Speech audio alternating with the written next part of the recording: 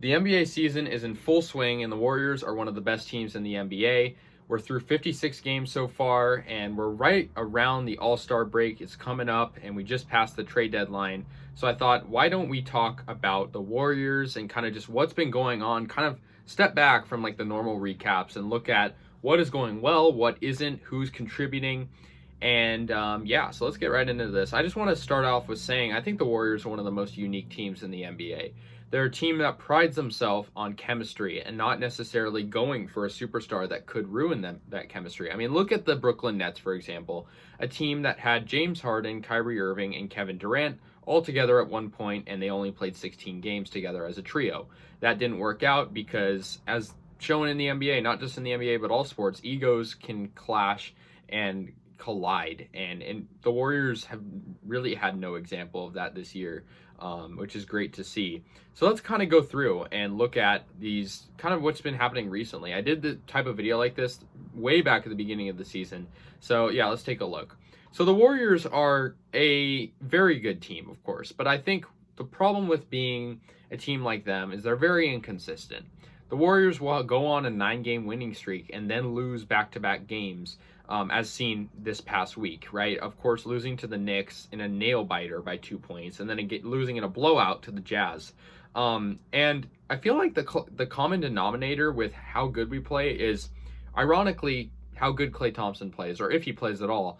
And I think Klay Thompson has definitely been a big impact on our team. Whether or not he's scoring the most points, he's definitely making an impact, which is great to see. And I think the biggest issue with the Warriors is they lack size, right? Kevon Looney and Nemanja Bjelica are the two tallest guys on the team.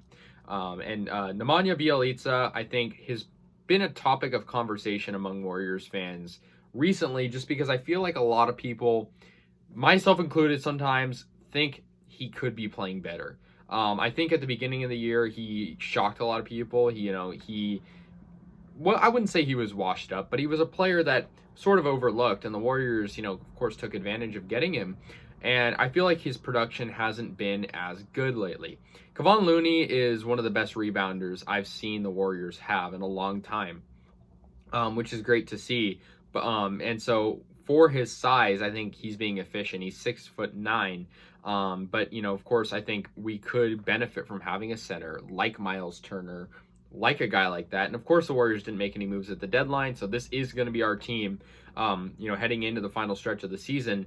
But I think the Warriors, if they don't end up winning the finals this year, it's going to be because of size, right? It's going to be because every game they lose, the common denominator is they're getting out rebounded. I mean, you look at the Knicks game, they were getting out rebounded. Julius Randle, pretty big guy. He was working down inside, getting a lot of points.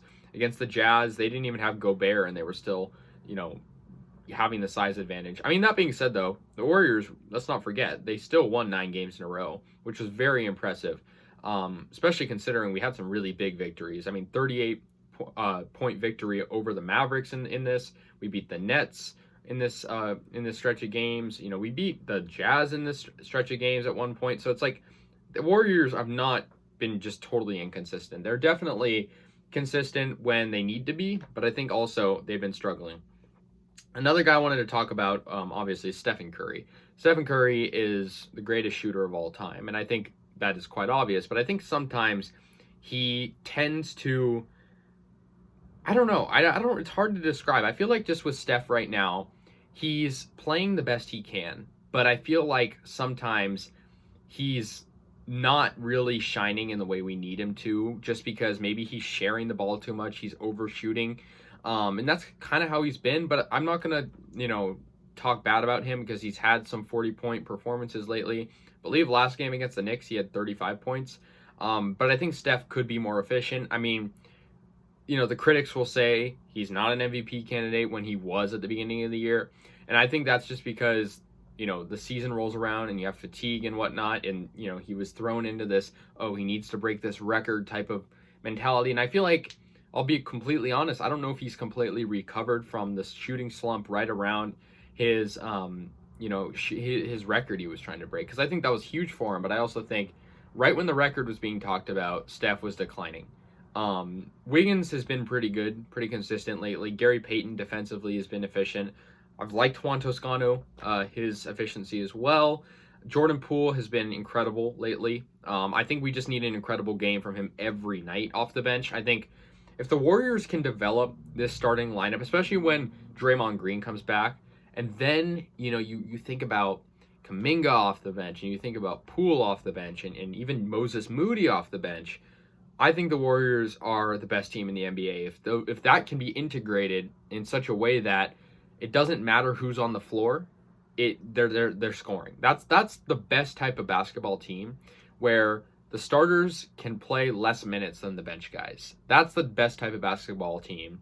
And of course, the Warriors, that won't happen with them, right? Curry is regardless going to get the most minutes and probably the most points, and same with Clay, and same with Draymond when he returns, and same with Wiggins. But I think the Warriors, if they can integrate Moody and Kuminga, they've integrated Kuminga well, but I think Moody is still kind of finding his rhythm. He's had some good games, and I think Kuminga has definitely, he's just progressively improving. This guy is the future of the Warriors.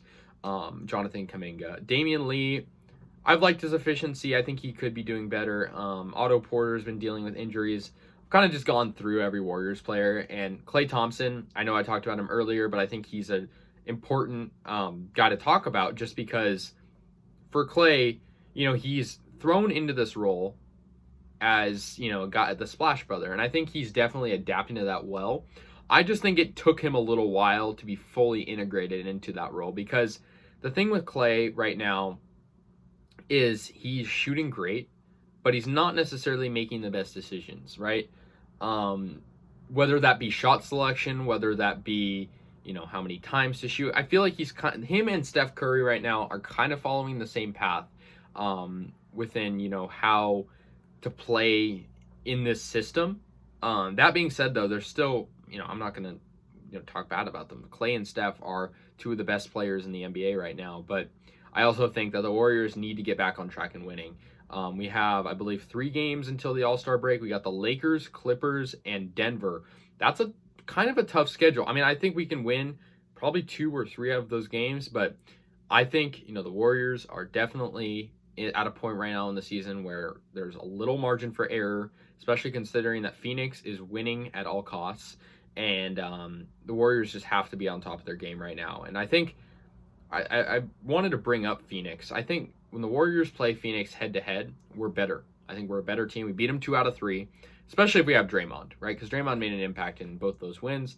I think overall, I think the Suns are the better team when we're not playing head-to-head. I mean, they have hence the better record, right? But yeah, I don't know. Take that as you will. The Warriors right now are 41-15, second best record in the NBA. And it's a better record than, quite frankly, every team in the Eastern Conference. It's just the Western Conference is stacked. We're 4.5 games back of the Suns, which is a big margin, but we can always turn things around. Plenty of games left, plenty of basketball to go.